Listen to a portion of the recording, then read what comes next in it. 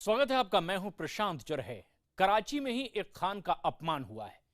Film director Kabir Khan को पाकिस्तान में बदसलूकी का सामना करना पड़ा। कराची एयरपोर्ट पर उन्हें जूते तक दिखाए गए।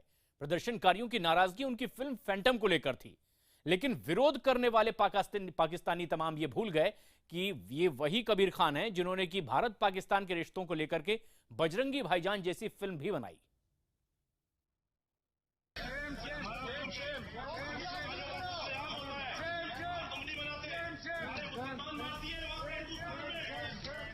कराची के जिन्ना इंटरनेशनल एयरपोर्ट पर विरोध का सामना कर रहे ये हैं बजरंगी भाईजान के डायरेक्टर कबीर खान। कबीर एक सेमिनार में शामिल होने के बाद फ्लाइट पकड़ने एयरपोर्ट पहुंचे थे।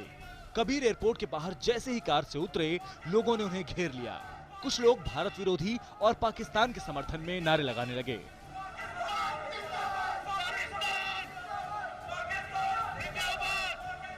ये लोग पिछले साल रिलीज हुई फिल्म फैंटम के लिए कबीर का विरोध कर रहे थे।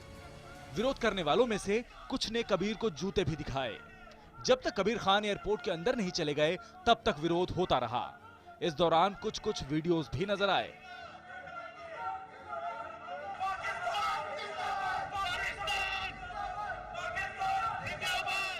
शेम शेम और पाकिस्तान जिंदाबाद के नारे लगाते हुए लोगों ने कबीर से पूछा कि वो इंडियन इंटेलिजेंस एजेंसी रॉ को लेकर ऐसी फिल्म क्यों नहीं बनाते। एक प्रदर्शनकारी ने तो जूता हाथ में लेकर कबीर का लाउंज तक पीछा किया। उसने धमकी दी कि भारत पाकिस्तानी सेना के खिलाफ साजिश करना बंद करे। हालांकि कबीर ने कोई जवाब नहीं दिया और वे चेक इन करने के लिए अंदर चले गए।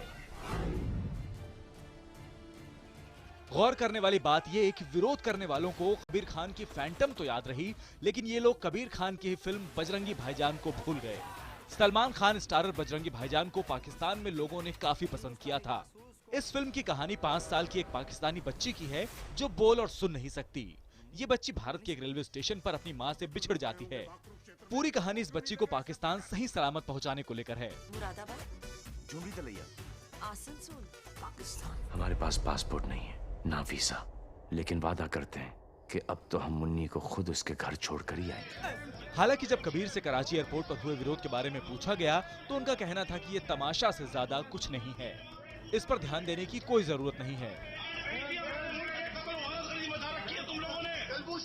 आदमी खड़े होकर सीखेंगे तो उनको कवर करेंगे। मैं उनको इम्पोर्टेंस नहीं देने वाला। पागल थे, 12 पागल लोग थे। उन्होंने अपने खुद फोन से वीडियो बनाया, डाल दिया। अभी सोशल मीडिया की प्रॉब्लम यही है कि कोई भी कुछ भी उठा लेता है। लेकिन चिंता की बात यह कि सुरक्षा कर्मियों के सामने ये सब होता रहा और किसी ने उन्हें बचाने की कोशिश नहीं की। हालांकि देश ने इस घटना की निंदा की है। इसे अमन के दुश्मनों की साजिश के तौर पर देखा जा रहा है। इसको यथाशक्ति रोका जाना चाहिए दोनों देशों के द्वारा। हमें जब गुलाम अली साहब का विरोध होता है तो भी मुझे तकलीफ होती है, कबीर खान के साथ बदतमीजी हुई तो भी मुझे तकलीफ हो रही है। मेरे ख्याल से बहुत शर्मनाक बात है और पाकिस्तान के अवाम की बेइज्जती है इसमें। पाकिस्तान के लोगों का अपमान है इसमें। वो मुझे नहीं लगता कि ऐसा कुछ उन्होंने दिखा उस फिल्म के कि इस तरह से विरोध होना चाहिए एयरपोर्ट पे, इस तरह से नारेबाजी हो वहां पे, बिल्कुल गलत है। David Coleman Headley. Anti Pakistan content के कारण कबीर की फिल्म फैंटम का काफी विरोध हुआ था। मुंबई हमलों पर बेस्ड फिल्म फैंटम के डायलॉग घर में घुस के मारेंगे को लेकर भी पाकिस्तान ने कड़ी आपत्ति जताई थी। अमेरिका ने ओसामा को अंदर घुस के मारा था, तो ये काम हम क्यों नहीं कर सकते? उनके घर में घुस के मारेंगे।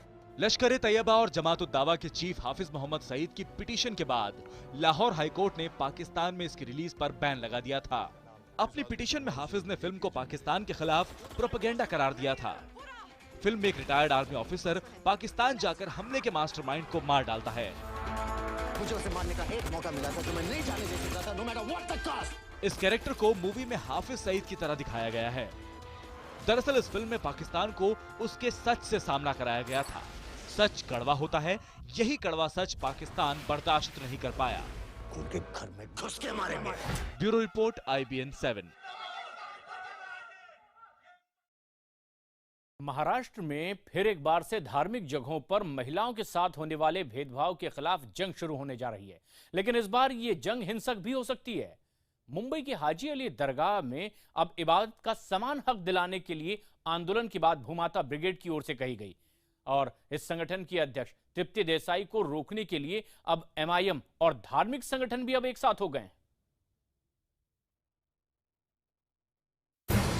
पहले थप्पड़, अब कालिख पोतने की धमकी।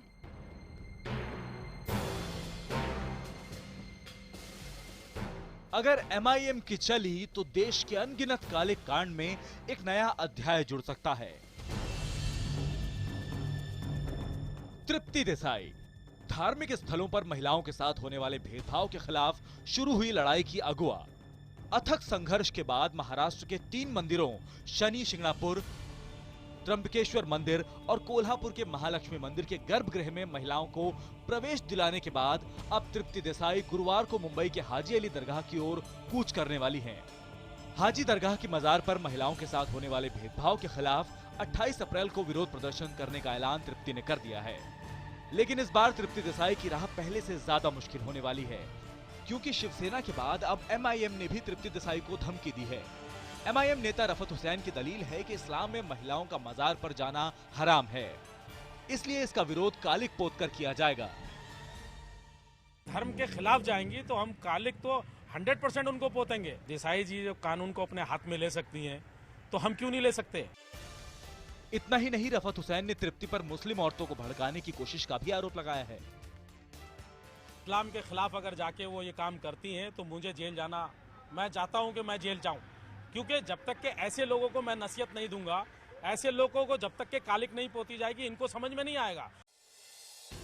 इससे पहले शिवसेना नेता हाजी अराफात तृप्ति को चप्पल से पीटने की चेतावनी दे चुके हैं। शिवसेना और MIM के अलावा इस्लामिक संगठन अवाम विकास पार्टी की खातून ब्रिगेड ने भी ऐलान किया है कि वो किसी भी हाल में इस्लामिक परंपरा को टूटने नहीं देंगे। गुरुवार को खातून ब्रिगेड की करीब 200 महिलाएं हाजी अली के बाहर ह्यूमन चेन बनाकर तृप्ति देसाई को रोकेंगी।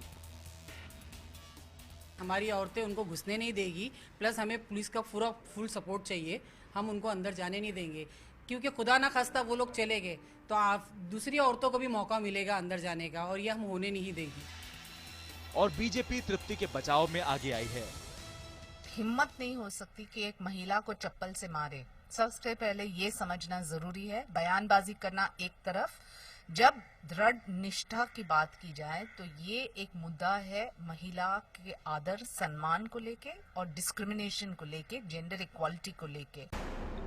वहीं इन धमकियों के बावजूद भी तृप्ति देसाई का कहना है कि जो चाहे हो जाए, लेकिन वो महिलाओं को उनका हक दिलाने के लिए आखिरी दम तक संघर्ष करती रहेंगी।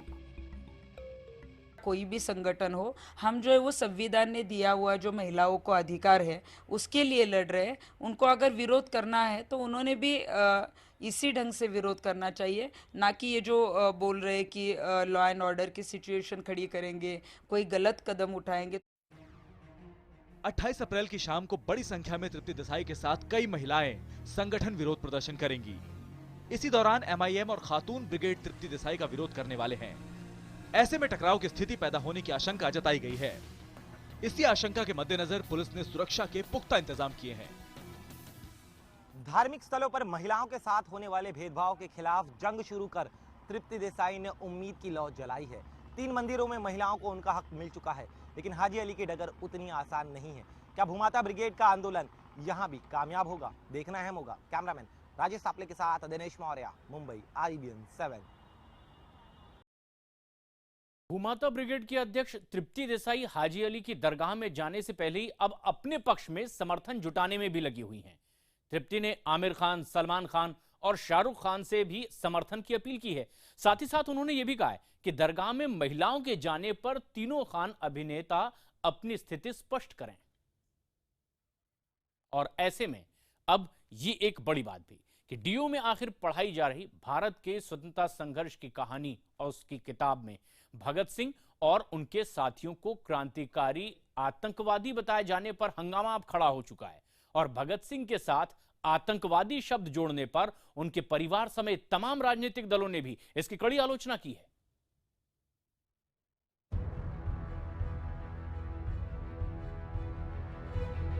भारत का स्वतंत्रता संघर्ष, यही वो किताब है जिसके चैप्टर नंबर 20 को लेकर बवाल खड़ा हो गया। शीर्षक है भगत सिंह, सूर्य सेन और क्रांतिकारी आतंकवादी। 13 पन्नों के इस चैप्टर में 10 से ज्यादा बार आतंकवाद और आतंकवादी शब्द लिखा गया है। आप सोच रहे होंगे कि दिल्ली यूनिवर्सिटी ये क्या पढ़ा रही है। देश की आजादी के लिए शहीद होने वाले सच्चे सपूत भगत सिंह आतंकी थे। खबर सामने आने के बाद उनके परिवार ने इसे शहीदों का अपमान बताया। उधर शहीद आजम के पोते ने DU के VC से मुलाकात कर इसकी शिकायत की और किताब से आतंकवादी शब्द हटाने की मांग की। दिल्ली विश्वविद्यालय की एक किताब है जिसके अंदर हमारे इन महान शहीदों को, क्रांतिकारियों को आतंकवादी शब्द के साथ टिप्पणित किया गया है, जो एक बहुत आगरिमा में शब्द है। इसको हटाने के संबंध में ही मैं आज वाइस चांसलर साहब से मिला हूं, त्यागी जी से, और उनके संबंध में उनके नोटिस में ये सारी बातें डाली गई हैं संज्ञान में। ये खबर सुर्खियों में आते ही सियासत भी गर्मा गई। कांग्रेस समेत दूसरे विपक्षी दलों ने जहां इसे शर्मनाक बताया, तो सत्ताधारी बीजेपी ने कांग्रेस और वामपंथी दलों को ही इसके लिए जिम्मेदार ठहरा दिया। इससे ज्यादा शर्मनाक, इससे ज्यादा दुखद, दुर्भाग्यपूर्ण कुछ नहीं हो सकता कि अमर शहीद भगत सिंह को टेररिस्ट कहा जाए। कांग्रेस और कम्युनिस्टों के गठबंधन ने इतिहास को मिटाने का प्रयास किया। शहीद भगत सिंह को आतंकवादी बताया गया।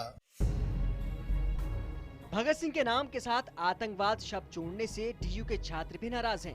उन्होंने इसे देश के हीरो के साथ अन्याय करार दिया और ऐसा कोई भी शब्द किताब से हटाने की मांग की। में ऐसा छापा गया है, इसमें छात्रों में और पूरे भारत में ही और स्टूडेंट में एक बहुत बड़ा विरोध है और हम मांग करते हैं कि जल्द से जल्द इसे बुक को बंद किया जाए और जिसने ये छापा है उसके खिलाफ कड़ी से कड़ी कार्रवाई हो। वहीं इतिहासकारों का कहना है कि आज के दौर में आतंकवाद शब्द के मायने बदल गए हैं।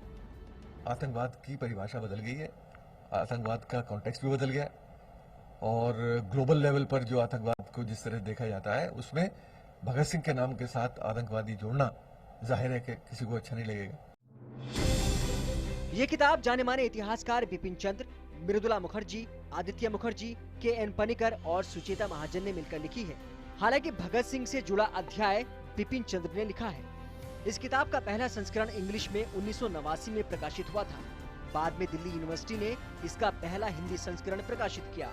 लेकिन सवाल ये कि करीब 3 दशकों तक भगत सिंह को आतंकवादी बताने वाला चैप्टर पढ़ाने का सिलसिला जारी था, तो बवाल आज क्यों हो रहा है? पहले सवाल क्यों नहीं उठाए गए? शहीद भगत सिंह के नाम पर राजनीतिक दलों के बीच आरोप प्रत्यारोप का ये कोई पहला मौका नहीं है।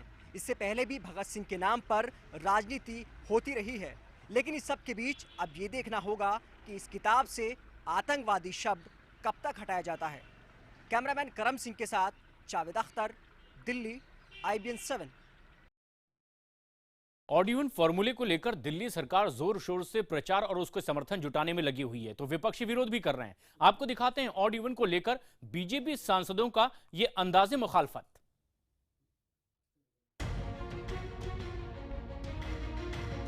अपनी शान की सवारी के साथ संसद परिसर पहुंचे ये महाशय हैं तीजपुर से बीजेपी सांसद रामप्रसाद शर्मा। इससे पहले कि आप कुछ और सोचें, ये जानना जरूरी है कि शर्मा जी एक मकसद के साथ घोड़े पर सवार होकर आए हैं। शर्मा जी के घोड़े पर एक तख्ती भी टांगी हुई थी जिसमें लिखा था पॉल्यूशन फ्री व्हीकल, यानी कि प्रदूषण मुक्त सवारी। अब तक तो आप सांसद महोदय के मकसद से वाकिफ हो ही गए होंगे। जी, मकसद है ऑड इवन पर कटाक्ष करना। रामप्रसाद शर्मा का कहना है कि ऑड इवन के जरिए केजरीवाल सरकार जनता को परेशान कर रही है। वहीं बीजेपी के राज्यसभा मेंबर विजय गोयल अपनी जिस कार से संसद पहुंचे वो ऑड इवन के खिलाफ स्टिकरों और पोस्टरों से अटी पड़ी थी। इसमें ऑड इवन को लेकर सवाल उठाए गए थे। स्टिकर्स के जरिए ऑड इवन को प्रदूषण कम करने के लिहाज से बिल्कुल नाकाम बताया गया था। विजय गोयल के मुताबिक केजरीवाल और आम आदमी पार्टी इस मामले पर राजनीतिक फायदा लेने की कोशिश कर रही है। पिछले ही दिनों विजय गोयल ने ऑड इवन पर सरकार के रवैये के विरोध में चालान भी कटवाया था। वहीं उत्तर पूर्वी दिल्ली से बीजेपी सांसद मनोज तिवारी ऑड इवन के समर्थन में साइकिल से संसद भवन पहुंचे। देखिए इन सांसद महोदय की ये शान की सवारी।